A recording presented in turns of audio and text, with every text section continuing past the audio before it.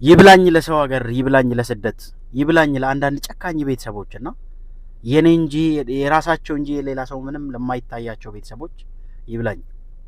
አንድ በጣም ልቤን የሰበረ እና በጣም የሚያሳዝን ታሪክ ነው ዛሬ የማጋራችሁ በእውነት በጣም እና መንገድ እየሄድኩኝ ዛሬ አጋጣሚ አንድ ተለቅ ያሉ እናት አገኘኋቸውና አበሻ ቀሚስ ለብሶ ቆመዋል መንገድ ላይ ባስ የሚያዝበት ቦታ። ከዛ ክላክስ አረግበት አላዩኝም። ከዛ ወርጄ ሰላም አልኳቸው። እንደው ምን እግር ጣሎት እዚህ መቼ መጥቶ ነው ምን ፈልጎ ነው ምናምን ብዬ ስለውት አይ ለማውራትም ፈቃደኛ አይደሉም። ሰላም ነው ልጄ እንዴት ነው ምናምን አሉኝ። በጣም ደን ሲያወሩኝ ግን የሆነ የተሰበረ ስሜት የሆነ ነገር ይታየኛል ከውስጣቸውና ትንሽ ለማውራት ፈለግኩና እስቲ ላውራውት ምናምን ብዬ ስለ አረባሴ ያመልጠኛል ምናምን ስሉኝ ችግር የለውም ምን ያደርሰውታለሁ አልኩት። ከዛ መኪና ውስጥ ይዤ ገባው።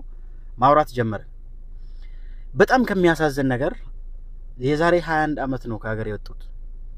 አያሳዝንም? የዛሬ 21 አመት እና 21 አመት ማለት እንግዲህ 11 አመት አይደለም ወይ 1 አመት አይደለም 21 አመት አስቡት እስቲ ከወደ ኋላና የዛሬ 21 አመት በፊት ነው ከሀገር የወጣሁት አሉኝ።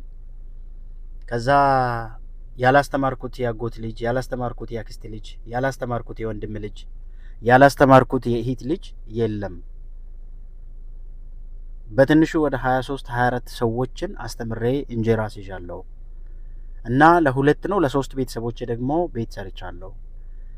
ከዚህ አመት በኋላ ከዚህ ስራዬ ልፋቴ በኋላ ግን የራሴ የሚለው 1000 ብር የለኝም። እንደው እገባለሁ ወደ ሀገሬ ብዬ ራሷን ዛሬ ነገ ቢነሳ ስልክ ደውሎ እንዴት ነሽ ምን ላይ ነሽ የሚለኝ አንድ ሰው የለኝም ማለት ነው። አያችሁ፣ ሁሉም እንጀራ ከያዘ በኋላ ቦታውን ከያዘ በኋላ የት ነሽ ብሎ የሚጠይቀኝ አንድ ሰው የለኝም ማለት ነው።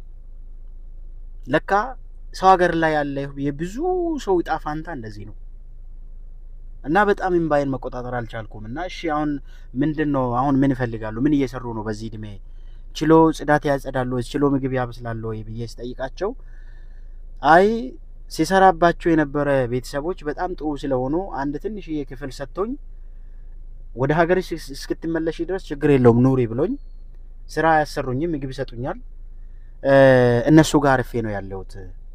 ስራ መስራት ስለማልችል እነሱም ፈርቶ ፈጣሪን ስለሚፈሩ ከዛ ክፍል ሰጥቶኛል። እዛ ክፍል ውስጥ ነው የምኖረው። ቤተክርስቲያን እሄዳለሁ፣ ወደ ቤት እመጣለሁ፣ ምግብ እበላለሁ። ይሄ ነው ኑሮ ያሉኝ እና በጣም አሳዘነኝ። ለምን ወደ ሀገር ቤት አይሄዱም? ልጆቹ የት እንዳሉ ያውቃሉ ወይ ብዬ ስጠይቃቸው 3 ልጆች አሉኝ። አሁን የት እንዳሉ አላውቅም። እነሱም እኔ የት እንዳለው ምን ላይ እንዳለው አያውቁም። ግን አስተምሬያቸዋለሁ፣ ትዳር ይዘዋል ምናምን አሉኝ። ከዛ በኋላ ጠፉብኝ፣ ተጠፋፋን፣ ረሱኝ። ምንም ነገር እኔ ጉልበቴ ሲያልቅ ገንዘቤ ሲያልቅ ሁሉ ነገሬ ሲያልቅ ማንም ሰው ዞር ብሎ ሀይ ያለኝ ሰው የለም አሉ። ይሄን ሁሉ ቤተሰብ አስተምሬ ይሄን ሁሉ ቤተሰብ ረድቼ ይሄን ሁሉ ቤተሰብ ለበዓል በሬ እየገዛው በግ እየገዛው ዶሮ እየገዛው ብር እየላኩ አንድም ሰው ዞር ብሎ እየጠየቀኝ የት ነሽ ያለኝ አንድ ሰው የለም አሉ። በጣም አዘንኩና እንግዲህ ምንድነው አሁን የሚፈልጉት? ወደ ሀገር ቤት እንድንሸኘው ይፈልጋሉ ወይ ደግሞ እርዳታ የሆነ ገንዘብ እንሰበስብሎት ወይ ምናምን ብዬ ስጠይቃቸው አይ አያስፈልገኝም እግዚአብሔር ይስጥልን፣ እኔ ከዚህ በኋላ ወደ ሀገሬ ከገባው እግዚአብሔር ሀገሬን በሰላም ካደረሰኝ ገዳም ነው የሚገባው፣ ነፍሴ እስካለች ድረስ ገዳም ይገባለሁ አለኝ። ከዚህ የሚበልጥ የሆነ ቀስም የሚሰብር ነገር አለ? የለም፣ በእውነት የለም። እና ስልክ ብዬ ስጠይቃቸው የሆነ የቀጥታ ስልክ ነው ተሽዬ ስልክ ያላቸው ዋትስአፕ እንኳን የላቸው። ያሳዝናል አቶል በጣም እና አስቡት እንግዲህ አሁን ከተወሰነ ጊዜ በኋላ ወደ ሀገሬ እገባለሁ። ሲገባ ግን ማንንም አላገኝም፣ ቀጥታ ወደ ገዳም ነው የሚሄደው አሉ። በጣም ነው የሚያሳዝነው። ከዚህ መማር ያለብን አንድ ነገር አለና አንደኛ መጀመሪያ ራሳችሁን አስቀድሙት። ሰው ሀገር ላይ ስትኖሩ ጊዜው እንዴት እንደሚሮጥ አታውቁም።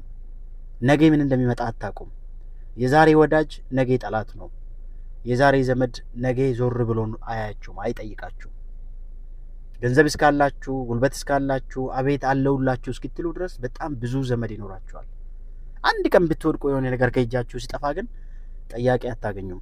የት ነሽ የት ነው እንኳን መባል የሚላችሁ ሰው የለም።